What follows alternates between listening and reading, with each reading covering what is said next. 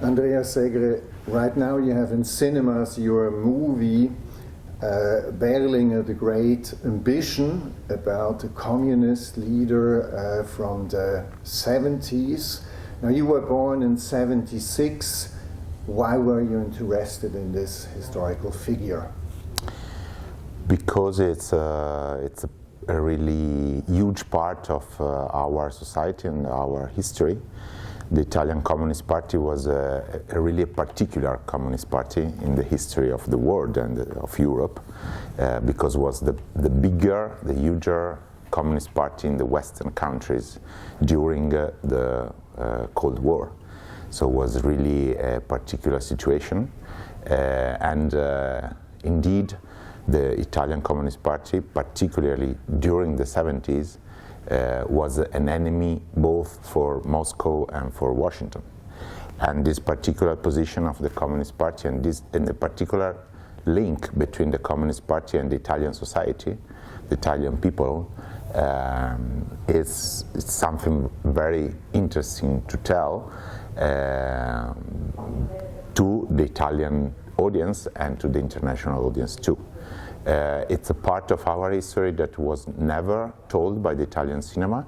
There are films which cross this history. There are films in which a film by Ettore Scola or other important masters, they speak about also the Italian Communist Party, but there wasn't a film dedicated to the most famous General Secretary of the Italian Communist Party, Enrico Berliguer, and to the party itself. So I told to myself that was interesting to enter in this piece of memory.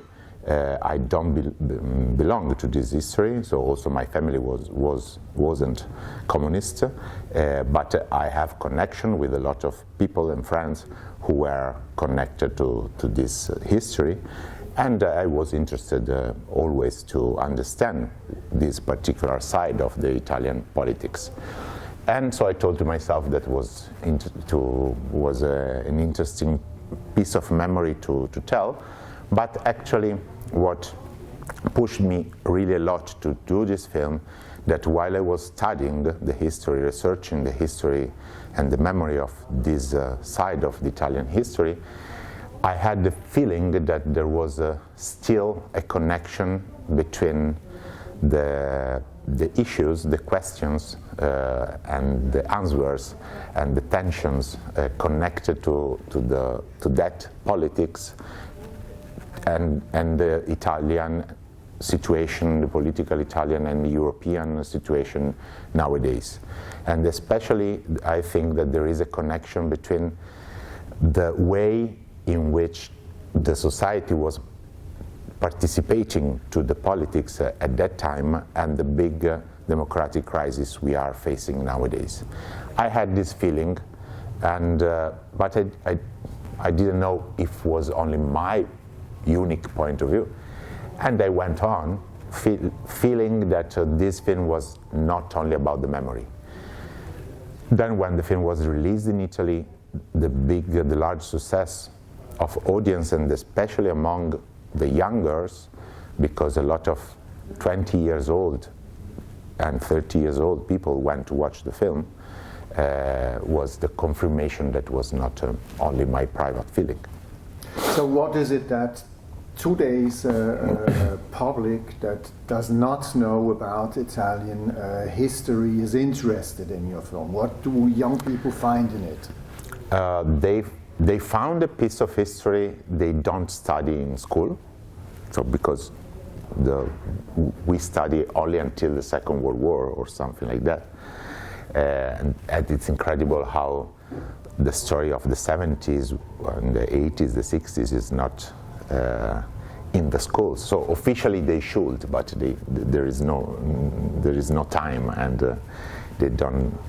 And that is so a lack they have. So something that they are missing, and that's why they were interested in knowing. Sorry to interrupt you. One thing is to know the history of a certain period, but what exactly is it that they find? That is one small part of the interest. The biggest interest is connected to to see what they miss really. So a community of people fighting for a new dream, fighting for thinking that it's possible to build another future, to fight against injustices, to fight against inequalities, and to be together in a collective movement, dedicating a part of your life to this collective movement. That is something that they are missing. So they feel, and also I feel. So I mean, it's a question of generation, but not only of generations. But I think we feel that we are missing something in the relation with politics. The professionalization of politics and the distance between politics and the society, it's a big problem of our society, and it's strictly connected to the crisis of democracy. That's why people don't go to vote, or that's why people decide to vote at the last time. So, and that's why the media system has a so huge impact in the elections. That's why the powers change a lot through emotions, no? Because there is not a collective body which is in the middle between a single human being, an individual, the individual life, and the government, the politics. There is not this collective body in the middle.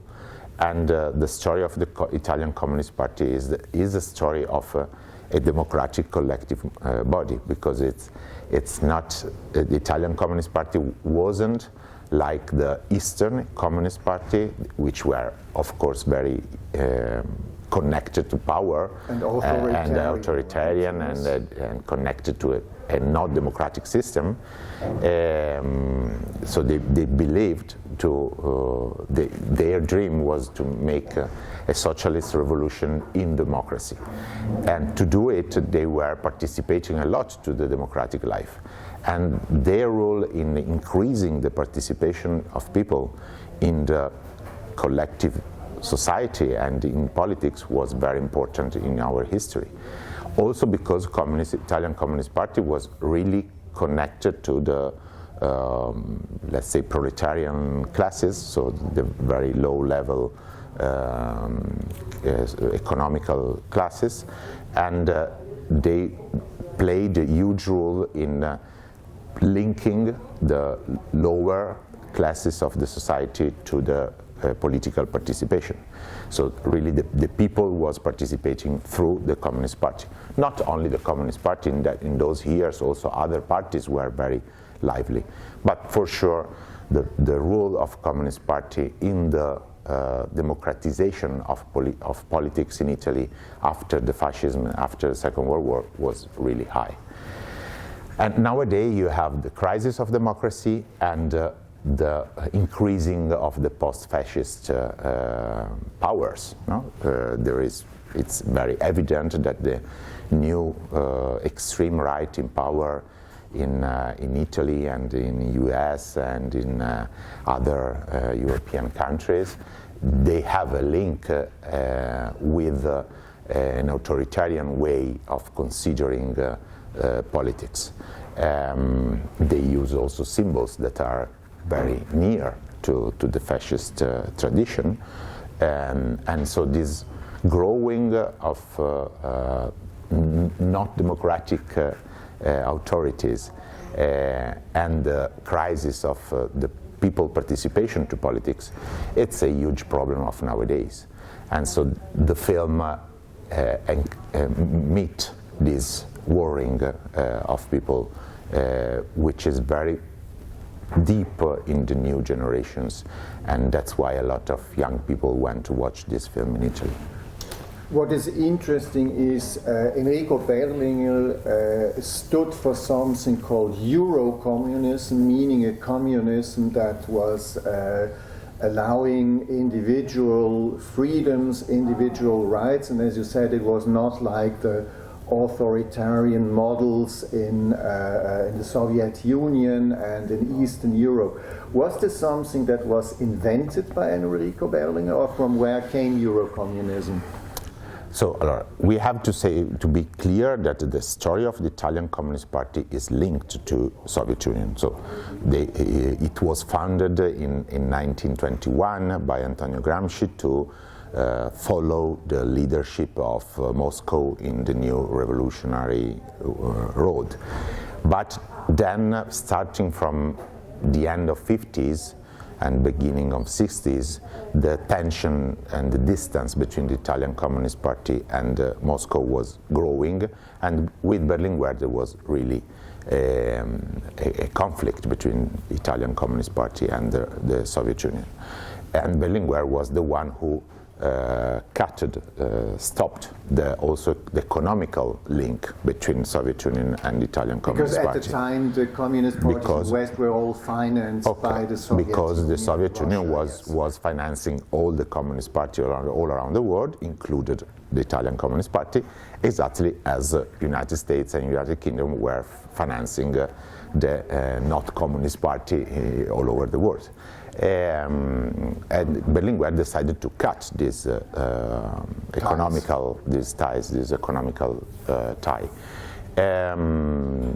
And he invented the definition of Euro-Communism, but actually he was a creation of a definition that was indeed already existing in the DNA of the Italian Communist Party. So the idea of building a socialist society in democracy and freedom. So not denying, avoiding, vietando, vietare? Forbidden, sorry. Yeah. Now, not for, so in a society where freedom, pluralism, democratic votes, election are not forbidden, like in the Soviet Union. Where is this coming from? Because, I mean, Marxism classically is a totalitarian ideology.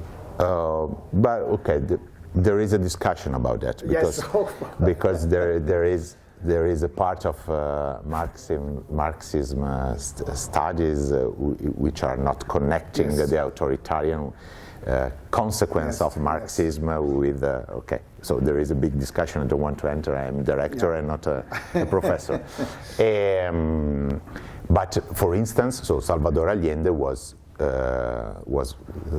one of the leader, the socialist leader, who tried to build a socialist society in democracy. There we have, I might quickly have to explain. Salvador Allende won the elections in Chile. Yeah.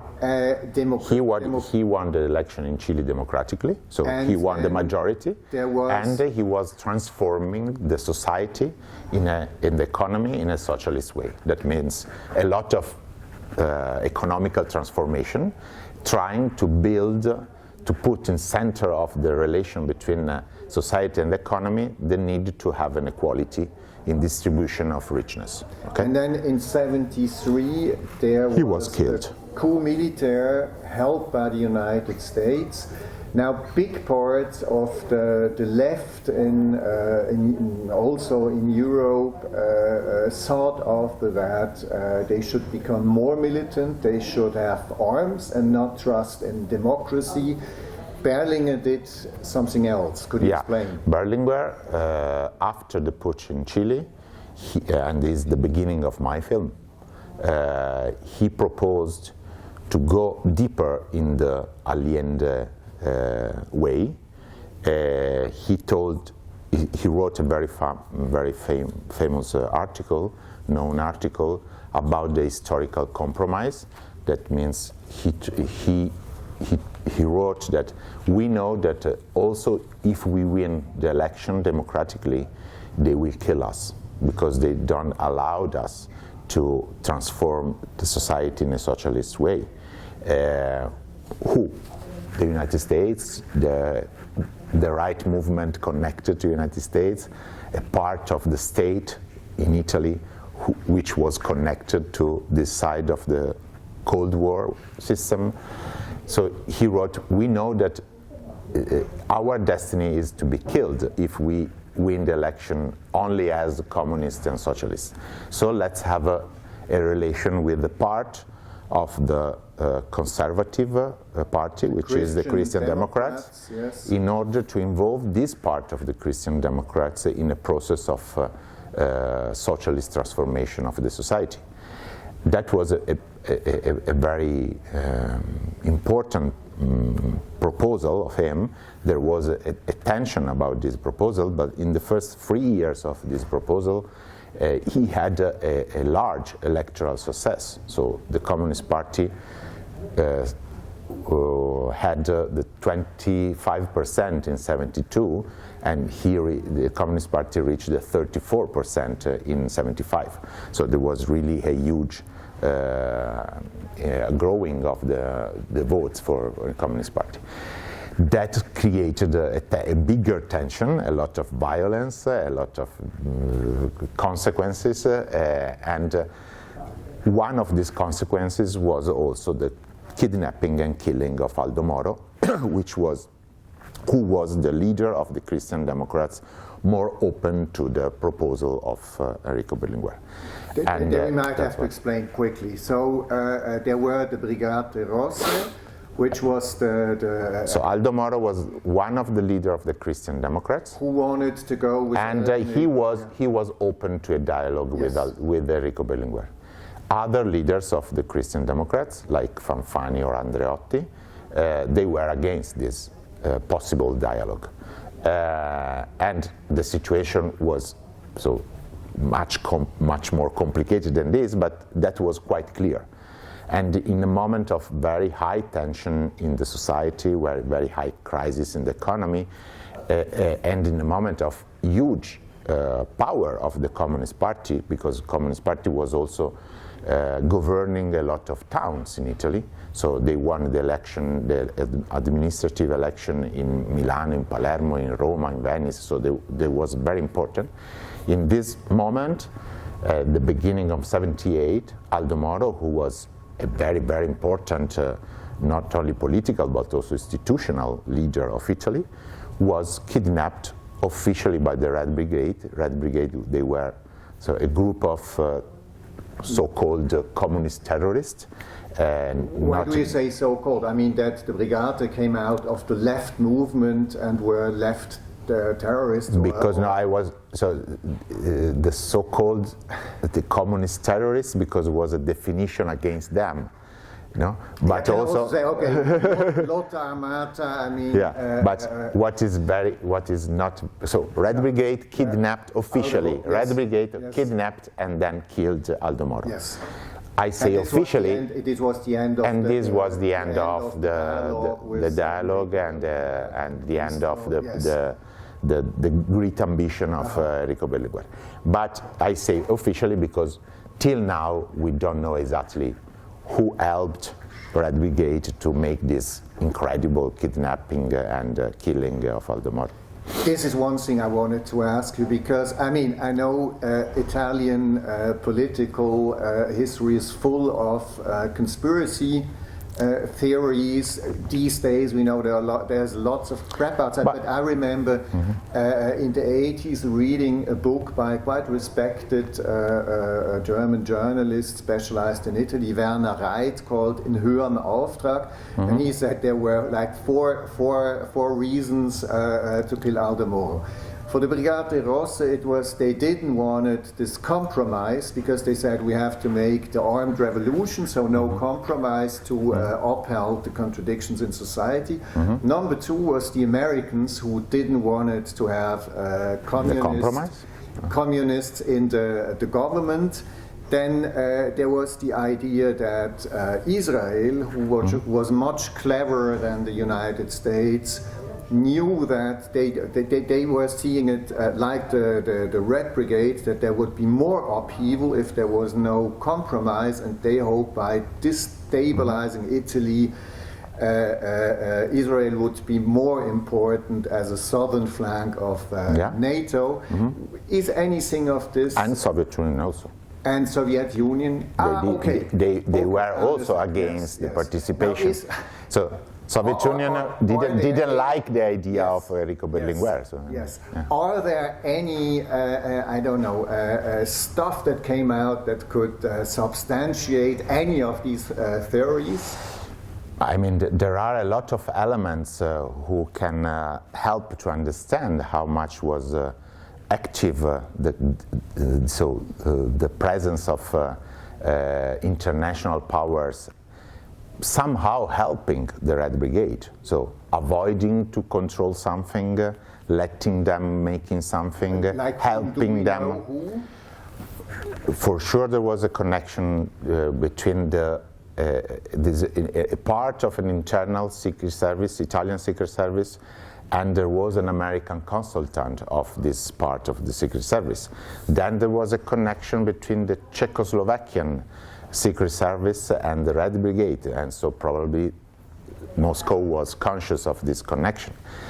Israel is another story, complicated also because Aldo Moro was somehow helping the Palestinian, the OLP, but not really for help Palestinian, but to in growing the role of Italy in the Mediterranean.